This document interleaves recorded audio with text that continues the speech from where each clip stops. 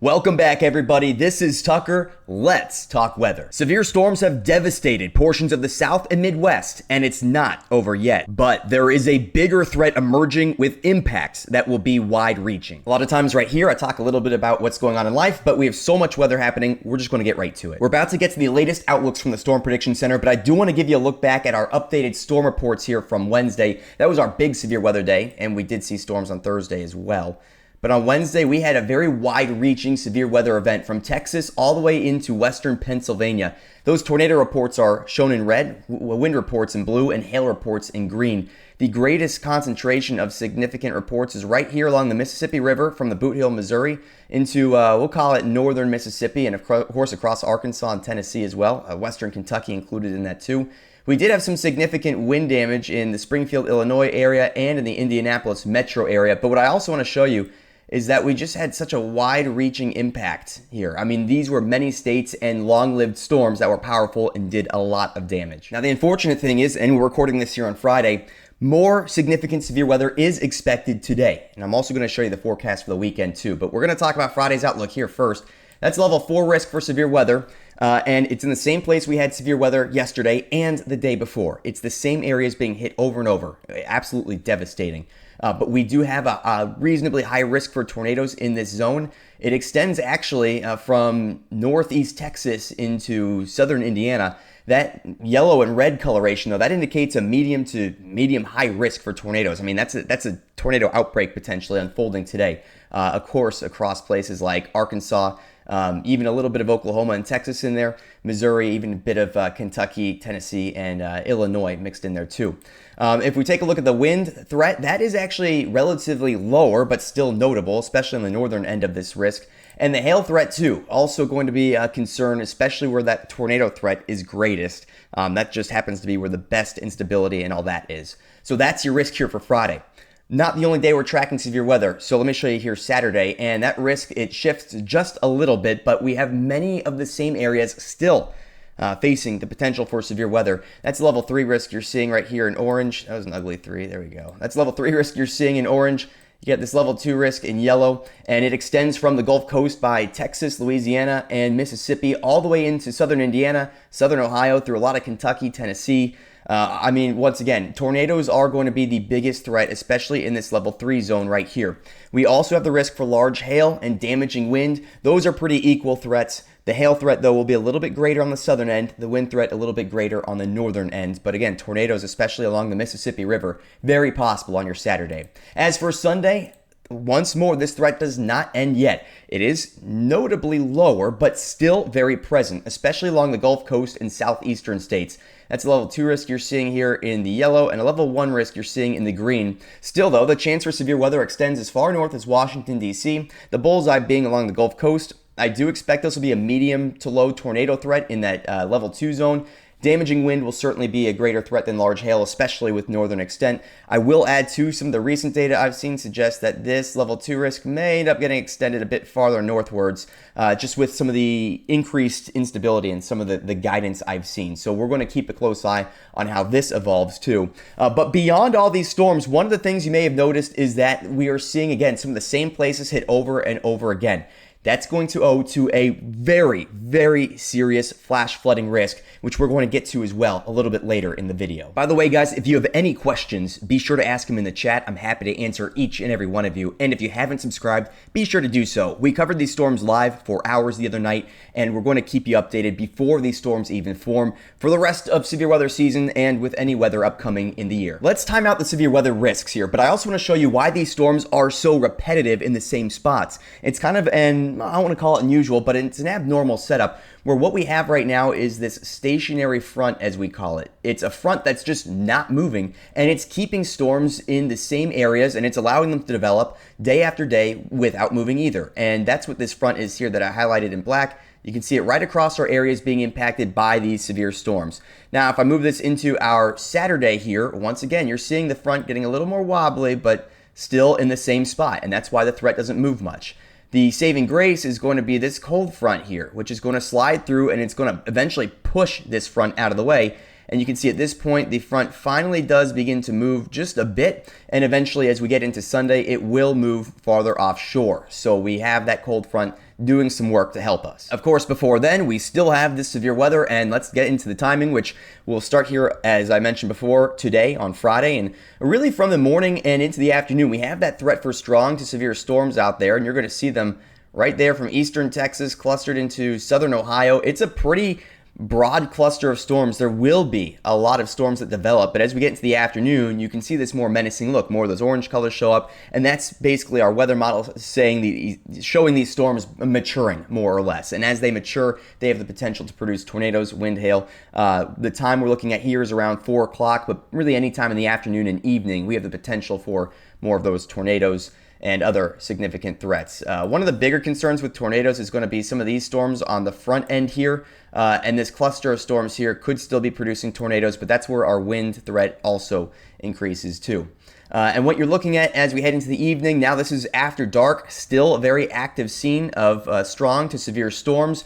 And just like we saw the past couple of days, nocturnal storms are a real threat here. And that is one of the things I'm particularly concerned about because people can be unaware. And if there are storms where you are and you're going to sleep, just make sure emergency alerts are turned on your phone and you get your ringer on too.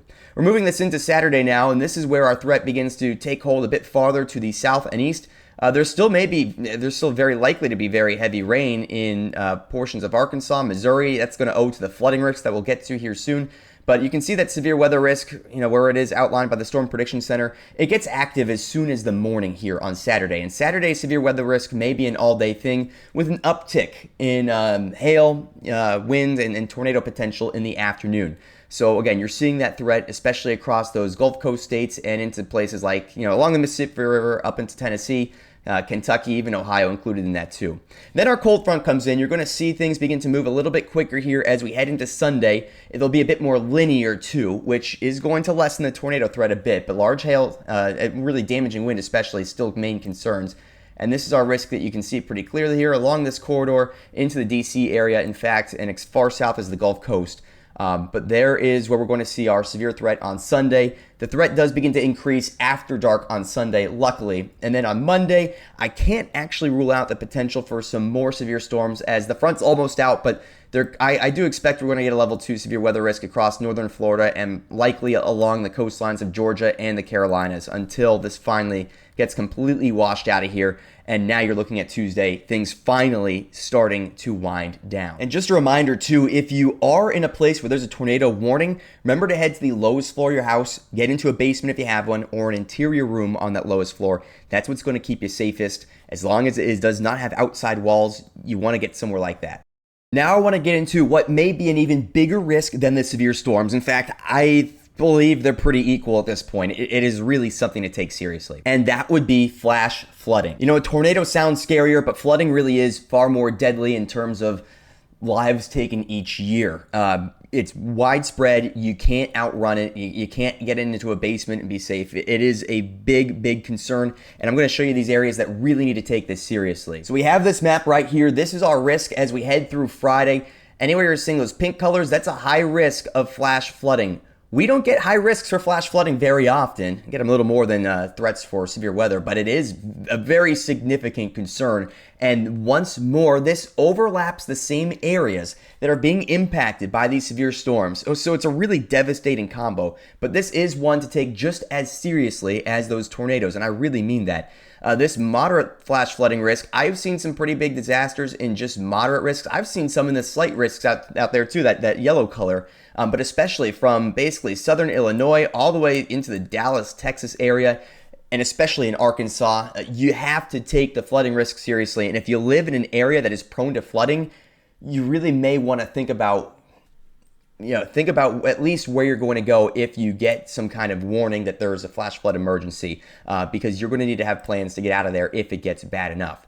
Now, this threat continues, not just today, but it becomes even more broad on Saturday. Look at how widespread this high risk for flash flooding is. I mean, that is a very, very, very widespread area for a high risk. Those are usually contained to smaller spots, but you can see it across central Arkansas, through the northwest corner of Mississippi, western Tennessee, western Kentucky, even the Boot Heel, Missouri, and far southern Illinois included in that high risk for flash flooding. The moderate risk extends from the Texarkana area all the way into basically the Cincinnati area in Ohio.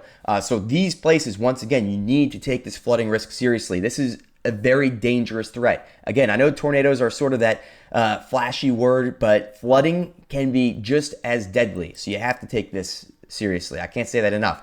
Now, our threat does begin to decrease as we head into Sunday because areas being impacted by storms are going to be newly impacted by storms. It's not the same places as before, but there is still going to be heavy rain, as you can see across Alabama, Georgia, and eventually we see this risk for flash flooding. It decreases a lot as it reaches basically Carolina coastline and Florida as we head into Monday. But especially today, that risk is high. And let me show you why that is. So here's our total rainfall since Wednesday morning through mid-Friday here. And you can see already a widespread, basically 2 to 5 inches of rain. Some areas seeing over 6, including this area in northern Tennessee and southern Kentucky. We already have flash flood warnings across much of Kentucky. And these warnings extend as far to the east as West Virginia. But this is the rainfall we have already dealt with, and we are likely to double a lot, if not all, of these numbers. So we have already seen a ton of heavy rain, but let me show you what else is coming our way. And this is our rainfall forecast. I'm just going to move this through the weekend. Here we are by Saturday morning. This is additional rainfall, and you can see just how quickly these numbers ramp up. Anything in red, that's at least 2 inches of rain. Anything in gold, that's at least 4 inches of rain.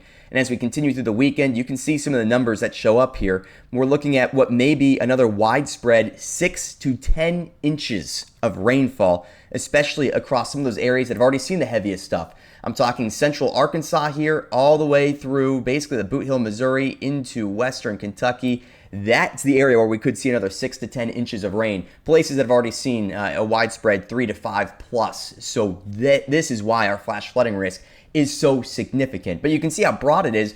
I mean, anywhere you're seeing these red colors, that could be 2.5 to 5 inches of rain, more or less.